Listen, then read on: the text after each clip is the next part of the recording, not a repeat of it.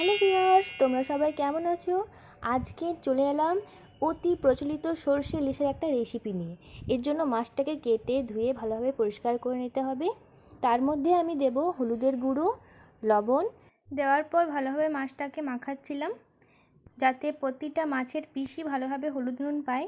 সেভাবেই সুন্দর করে মাখাতে হবে মাছটাকে। এভাবে মাখিয়ে নেওয়ার পর মাছটাকে 10 মিনিটের জন্য একটু রেস্টে রেখে দিয়েছিলাম, যাতে এর মধ্যে লবণটা ভালোভাবে ঢুকে যায়। তারপর মাছটাকে দেখুন একটু সাজিয়ে নিলাম।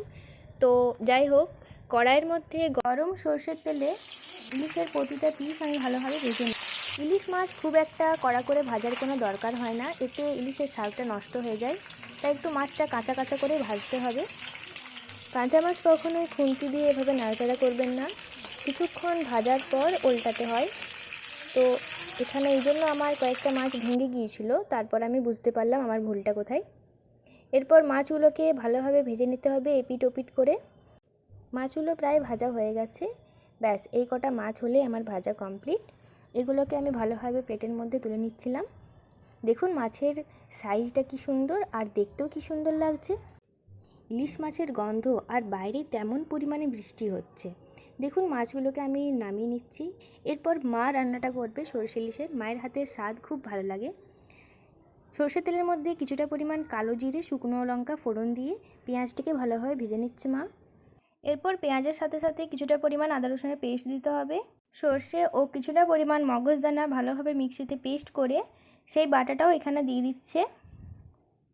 সব মশলা দেওয়ার পর ভালোভাবে নাড়াতে হবে, যাতে মশলাগুলো ভালোভাবে রান্না হয়ে যায়। তার সাথে সাথে কিছুটা পরিমাণ হলুদ গুঁড়ো লাগবে। এভাবে আমরা ততক্ষণ অবধি নাড়াবো যতক্ষণ না অবধি মশলাটা কড়াইয়ে লেগে যাচ্ছে। কিছুটা পরিমাণ জল দেওয়ার পর মশলাটা ভালোভাবে কুক হয়ে গেলে এর মধ্যে জল দিয়ে দিতে হবে। যতটা প্রয়োজন আপনারা নিজেদের পছন্দ মতন জল দিয়ে দেবেন। জল দেওয়ার পর আঁচটা একটু বাড়িয়ে দেবেন, কারণ একটু ফোটার পর তার মধ্যে আমরা এক একটা করে ইলিশের পিস দিয়ে দেব। সব মাছগুলি দিয়ে দেওয়ার পর গ্যাসের আঁচটা একটু কমিয়ে দিতে হবে। এটা আস্তে আস্তে রান্না হবে। এসে উঠবে, তখন জানবেন আপনার রান্নাটা কমপ্লিট হয়ে গেছে। দেখুন আমার রান্নাটা প্রায় কমপ্লিট হয়ে গেছে, মানে মায়ের রান্নাটা। এরপর এর মধ্যে আমি কিছুটা পরিমাণ কাঁচা লঙ্কা ছড়িয়ে দেব, যেটা আমি আগে থেকে চিড়ে করে রেখেছিলাম। এটা প্রায় হয়ে এসছে, দেখুন তেলটা কি সুন্দর ভেসে উঠেছে। ব্যাস, এবার গরম গরম ভাতের সাথে ইলিশ মাছ পরিবেশন করুন, সকলকে খাওয়ান, নিজেও খান। আপনাদের যদি রান্নাটা আমার ভালো লেগে থাকে তাহলে চ্যানেলটাকে সাবস্ক্রাইব করবেন, লাইক করবেন আর কমেন্ট করবেন।